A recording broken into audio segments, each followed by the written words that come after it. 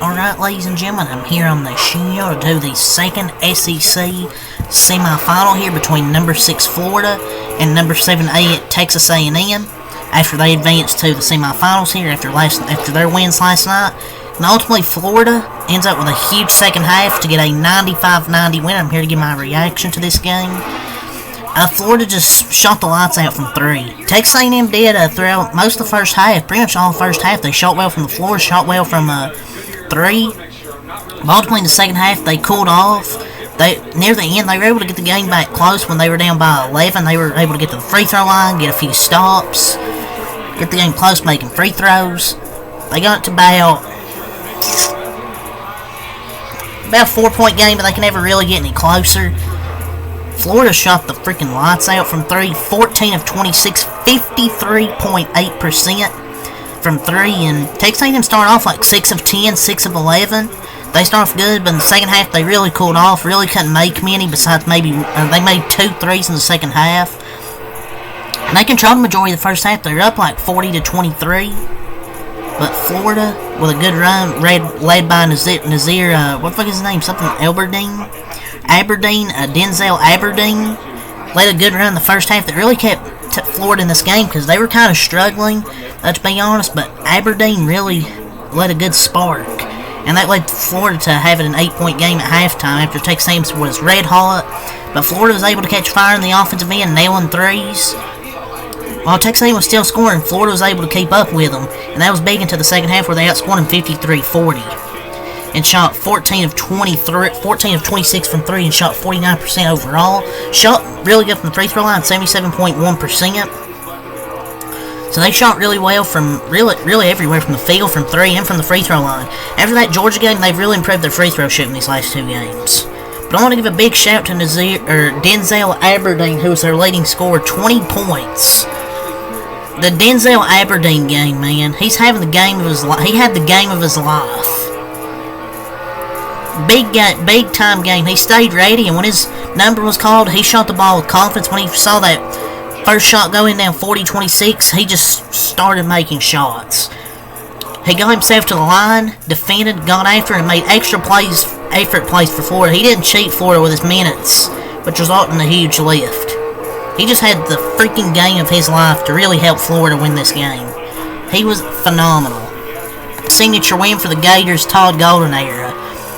After an incredible resolve, after falling behind by I think 18 points, Aberdeen got them going, and the rest of the 3-point shooting really followed for Florida. Just completely outplayed Texas A&M in the second half. Their defense played a lot better, really contained the 3-point line, not giving up open shots. And Florida ultimately advances to the SEC Championship game to play the Auburn Tigers. Denzel Aberdeen led with 20.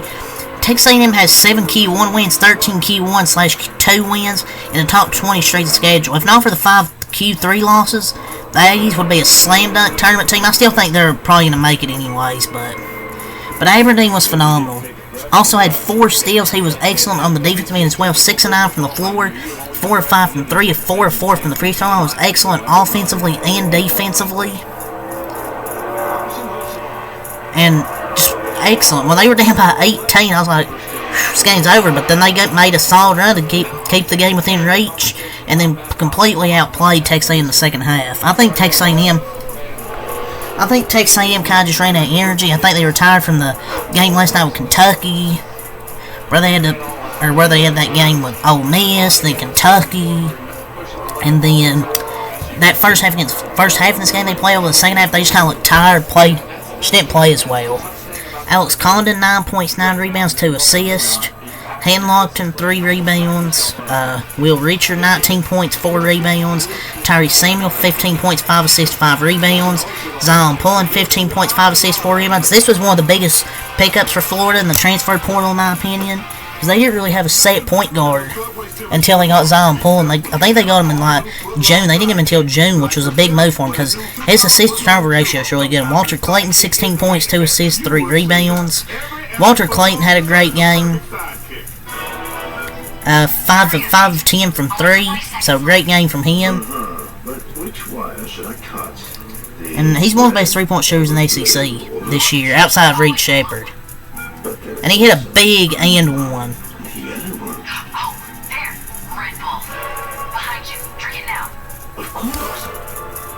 But for great game for Florida, 5 players in double figures. The main reason they won this game was their defense locked in the second half, and their 3-point shooting was better than Texas A&M when Texas A&M cooled off. 53% for Florida, 38% for A&M. A&M, Wade Taylor, 30 points, 4 assists, 3 rebounds. He went off against Kentucky, and now he went off against Florida. They're electric when they're rolling, especially A&M's guard plays. When Texas A&M's guards play like this, there's not much you can do, except for the second half where it looks like they were just kind of tired. But Wade Taylor has had an excellent last 2 games.